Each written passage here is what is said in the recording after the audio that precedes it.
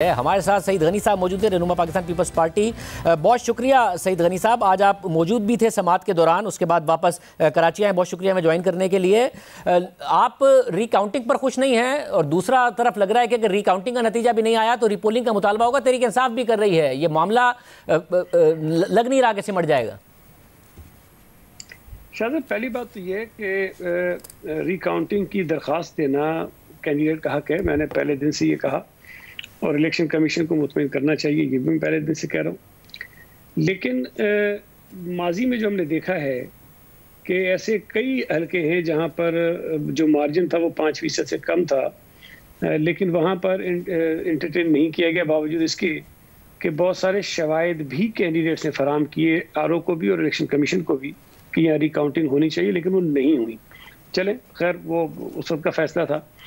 जो बिलावल साहब ने वेलकम किया है, मैं समझता हूँ कि ये बड़ी जायज़ बात है, अच्छी बात है, मुनासिब बात है कि अगर इलेक्शन कमीशन ने ये तय कर लिया कि अगर मार्जिन कहीं 5% से कम हो और कोई सबूत किसी के पास ना भी हो तब भी रिकाउंटिंग की जा सकती है, तो हमारे लिए तो काम आसान हो गया कि हम माजी में हमेशा चीखते रहते थे कि हमें ये मौके फराम नहीं किए जाते। तो आइंदा उम्मीद है कि इसी फैसले को मिसाल बनाते हुए आइंदा ये सहूलत तमाम उम्मीदवारों को दी जाएगी।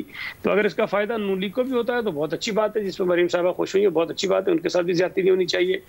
जो दूसरी बात आपने कही फवाद चौधरी साहब की मतलब मुझे हैरत होती है कि पीटीआई वाले ये बात पता नहीं किस मुँह से कहते हैं।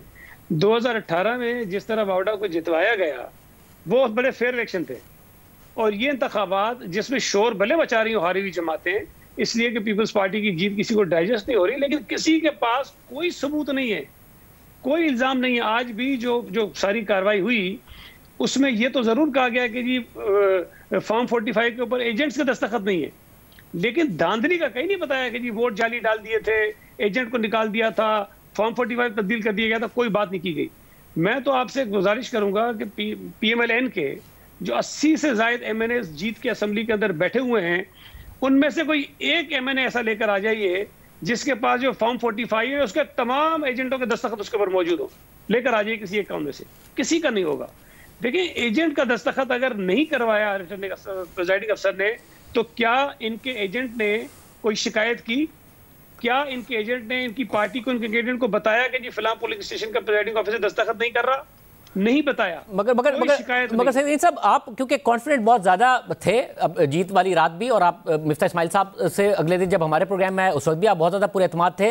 रिकाउंटिंग की मुखालफत बहरहाल पीपल्स पार्टी की तरफ से हुई और पीपल्स पार्टी अभी भी कोई खुश नहीं नजर आ रही है। क्या आपका एतमाद नहीं है कि रिकाउंटिंग में आप जीत जाएंगे? नहीं, मैं एक अर्ज कर दूं। देखें, जब आरओ को रिकाउंटिंग की दरख्वास्त दी जाती है तो आरओ जीते हुए कैंडिडेट से पूछने का पाबंद नहीं है, वो अपने तौर पे फैसला करता है।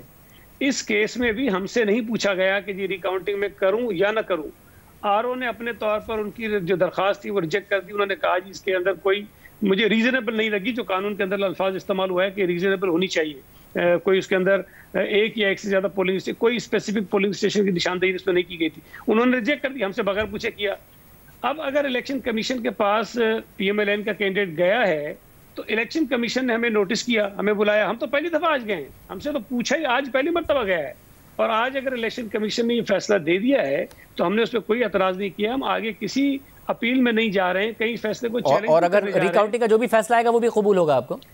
देखिए, वो तो उस वक्त फैसला करेंगे ना। अगर रिकाउंटिंग के अमल में कोई गैर कानूनी चीज होती है, कोई ऐसी चीज सामने आती है जिस पर हम समझे कि हमारा कानूनी तौर पर हक बनता है कि हम कहीं जाएं तो जरूर जाएंगे, लेकिन मैं ये समझता हूं कि अगर सिर्फ वोटों को गिनना ही मकसद है तो मैं आज भी कॉन्फिडेंट हूं कि पीपल्स पार्टी के वोट ज्यादा हैं।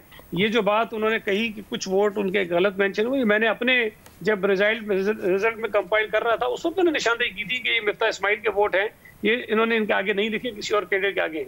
अगर इनके 2 फॉर्म 45 ऐसे हैं तो 2 हमारे भी हैं, 2 ऐसे फॉर्म 45 हमारे पास हैं जहां हमारे कैंडिडेट के वोट जो है वो किसी और के आगे लिखे गए। तो अगर इनके कुछ वोट बढ़ेंगे, कुछ हमारे बढ़ जाएंगे, हो सकता है कि मार्जिन में कोई 40-50 वोट ऊपर नीचे हो सकते हैं, उनके बढ़ जाएं, हमारे बढ़ जाएं, लेकिन मुझे उम्मीद है कि जो 600-650 की हमारी बढ़तरी है वो खत्म नहीं होगी। बहुत शुक्रिया। सईद गनी साहब कॉन्फिडेंट हैं कि उनकी बढ़तरी खत्म नहीं होगी, मगर नून लीग के वकील ये भी साथ में इशारा दे रहे थे कि आगे वो रीपोलिंग का मुतालबा भी कर सकते हैं। तहरीक इंसाफ ने कर ही दिया है, जिस पर सईद गनी साहब कह रहे हैं कि तो मजे का खेज बात नजर आती है।